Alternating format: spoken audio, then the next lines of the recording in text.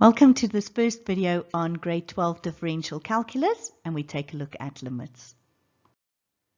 So without getting too technical, we are going to answer the question about what is a limit.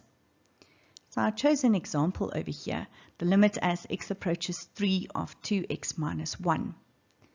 So this 2x minus 1 is our function, and I drew it over here for you. So it's a straight line, y equals 2x minus 1.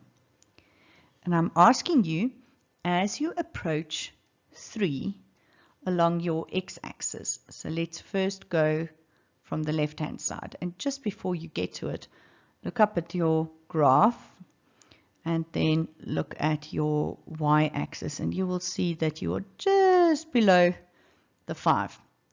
Then you're going to approach it from the right-hand side, and just before you reach it, look up at your graph, and you're going to be just above the 5.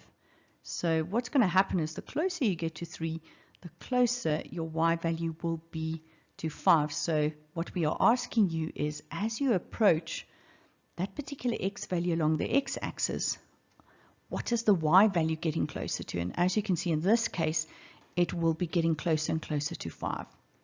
Now it's not always possible to draw the graph. So how can you do this algebraically? So all you do is you replace your x with that given value over there. So 2 times 3 minus 1, and 2 times 3 is 6 minus 1, and that also gives you 5. Now without drawing this graph, we can just have a look. We will have a problem if we just substitute that x with a 3. Because if you substitute that x with a 3, you will get a 0 in your denominator, and that will be undefined. So what you're going to do first is you are going to rewrite it as the limit as x approaches 3. And you're first going to see maybe you can factorize the numerator. Now that is a normal binomial. You can either use your calculator or you can just use your wonderful skills at factorizing.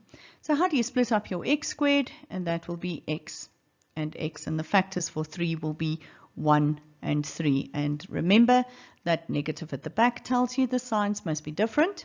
And that negative tells you that your biggest factor must be negative. So it's negative and a positive. And then you can quickly check. X times x is x squared. X times negative 3 is negative 3x. Plus 1x is negative 2x, and positive 1 times negative 3 is negative 3. Then in your denominator, you have the x minus 3.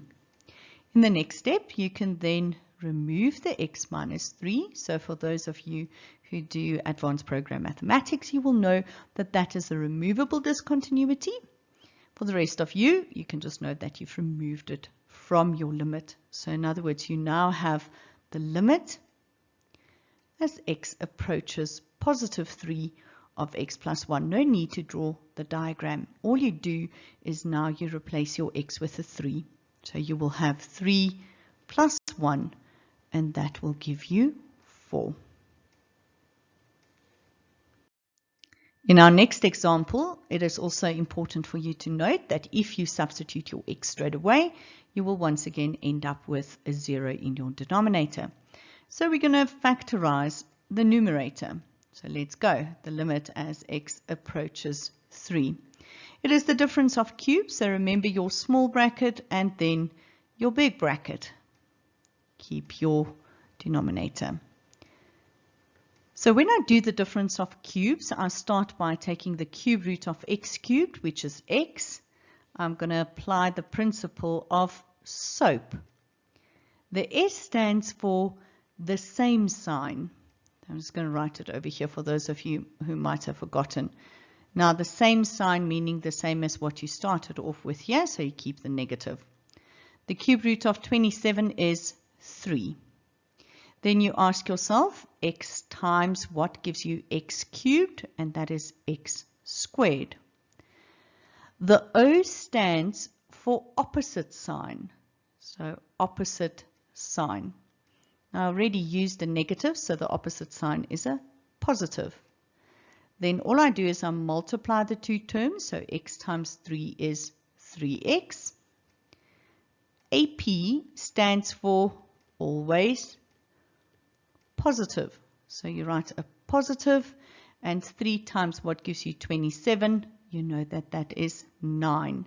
Please note you cannot factorize that trinomial over there. Then you can cancel the x minus 3 and the x minus 3. It leaves you with the limit as x approaches 3 of x squared plus 3x plus 9. And now you are able to substitute your x with the 3. So that becomes 3 squared plus 3 times 3 plus 9. And then 3 squared is 9 plus 9 plus 9. And that gives you 27. Here is another example, and here you don't need to factorize. Well, there is nothing to factorize, so all you do is you just substitute your x with a 1. So 1 plus 5 over 1 minus 2. On top I have a 6, at the bottom I have a negative 1, and the answer is negative 6. Thank you for watching this video. Please remember to like and share it. And if there's any other videos that you would like for us to make, please let us know.